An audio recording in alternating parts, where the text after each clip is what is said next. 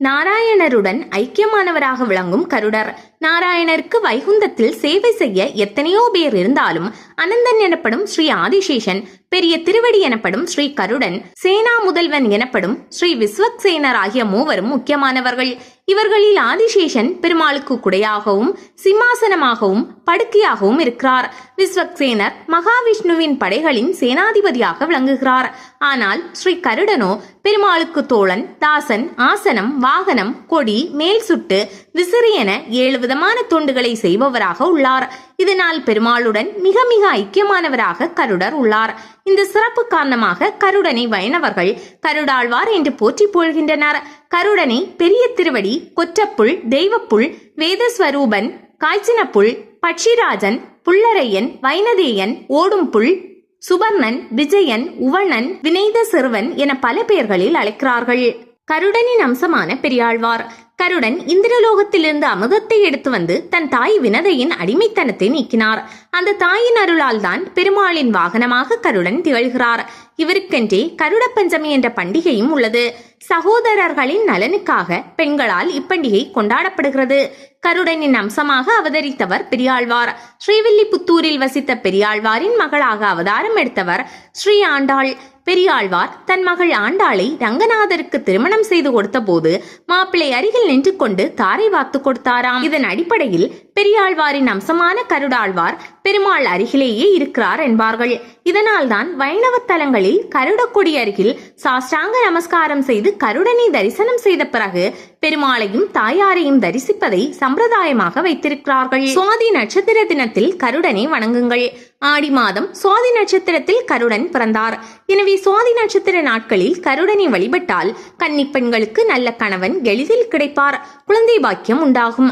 ஆலயங்களில் முக்கிய திருவிழாக்கள் நடக்கும் போது மேலே கருடன் பறப்பதை பார்த்திருப்பீர்கள். அப்படி கருட தரிசனம் கிடைக்கும் போது கைகூப்பி வணங்க தேவையில்லை. மனதுக்குள் கருடன் அருள் பெறும் மந்திரங்களை சொல்லி வழிபட்டால் போதும். மேலும் கருடனின் பார்வை நம்மீது பட்டாலே போதும், நாம் எடுத்த செயல்கள் எல்லாம் வெற்றி பெறும். கருடனின் பார்வைக்கு சூட்சம திருஷ்டி என்று பெயர். அந்த பார்வைப்பட்டால் உங்களை எந்த தீய சக்திகளும் திருஷ்டிகளும் தீவினைகளும் நெருங்காது.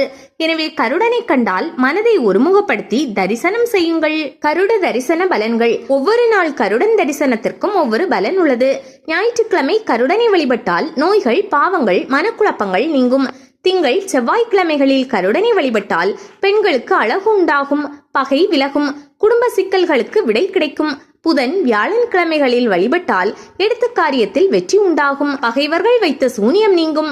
வெள்ளி, சனிக்கிழமைகளில் வழிபட்டால் ஆயுள் கெட்டியாகும், எந்த விஷயத்திலும் துணிச்சல் உண்டாகும். தன்னம்பிக்கை, ஆர்வம் அதிகரிப்பதால் செல்வம் பெருகும்.